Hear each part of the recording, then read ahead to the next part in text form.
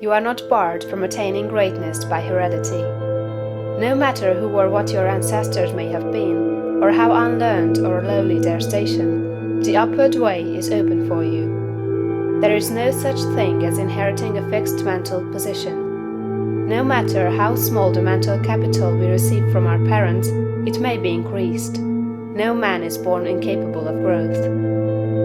Heredity counts for something. We are born with subconscious mental tendencies, as for instance, a tendency to melancholy or cowardice, or to ill temper. But all these subconscious tendencies may be overcome. When the real man awakens and comes forth, he can throw them off very easily. Nothing of this kind need keep you down. If you have inherited undesirable mental tendencies, you can eliminate them and put desirable tendencies in their places. An inherited mental trait is a habit of thought of your father or mother impressed upon your subconscious mind. You can substitute the opposite impression by forming the opposite habit of thought. You can substitute a habit of cheerfulness for a tendency to despondency. You can overcome cowardice or ill temper. Heredity may count for something too. In an inherited conformation of the skull, there is something in phrenology, if not as much as its exponents claim. It is true that the different faculties are localized in the brain, and that the power of a faculty depends upon the number of active brain cells in its area. A faculty whose brain area is large is likely to act with more power than one whose cranial section is small. Hence, persons with certain conformations of the skull show talent as musicians, orators, mechanics, and so on. It has been argued from this that a man's cranial formation must, to a great extent, decide his station in life, but this is an error. It has been found that a small brain section, with many fine and active cells, gives as powerful expression to faculty as a larger brain with coarser cells. And it has been found that by turning the principle of power into any section of the brain, with the will and purpose to develop a particular talent, the brain cells may be multiplied indefinitely. Any faculty, power, or talent you possess, no matter how small or rudimentary, may be increased. You can multiply the brain cells in this particular area until it acts as powerfully as you wish. It is true that you can act most easily through those faculties that are now most largely developed. You can do, with the least effort, the things which come naturally, but it is also true that if you make the necessary effort, you can develop any talent.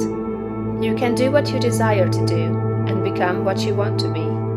When you fix upon some ideal, and proceed as hereinafter directed, all the power of your being is turned into the faculties required in the realization of that ideal.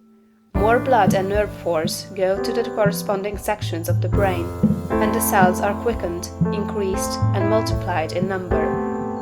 The proper use of the mind of man will build a brain capable of doing what the mind wants to do.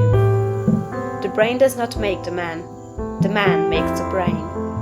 Your place in life is not fixed by heredity, nor are you condemned to the lower levels by circumstances or lack of opportunity. The principle of power in man is sufficient for all the requirements of his soul. No possible combination of circumstances can keep him down if he makes his personal attitude right and determines to rise.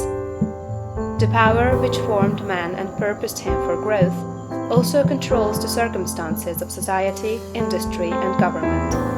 And this power is never divided against itself. The power which is in you is in the things around you, and when you begin to move forward, the things will arrange themselves for your advantage, as described in later chapters of this book. Man was formed for growth, and all things external were designed to promote his growth. No sooner does a man awaken his soul and enter on the advancing way, than he finds that not only is God for him, but nature, society, and his fellow men are for him also, and all things work together for his good if he obeys the law. Poverty is no bar to greatness, for poverty can always be removed. Martin Luther, as a child, sang in the streets for bread.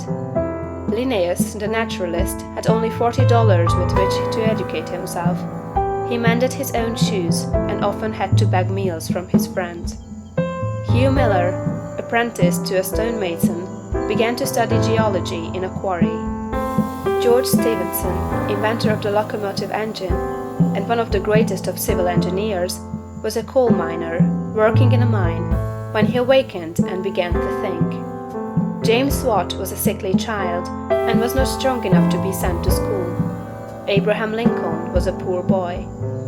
In each of these cases, we see a principle of power in the man that lifts him above all opposition and adversity.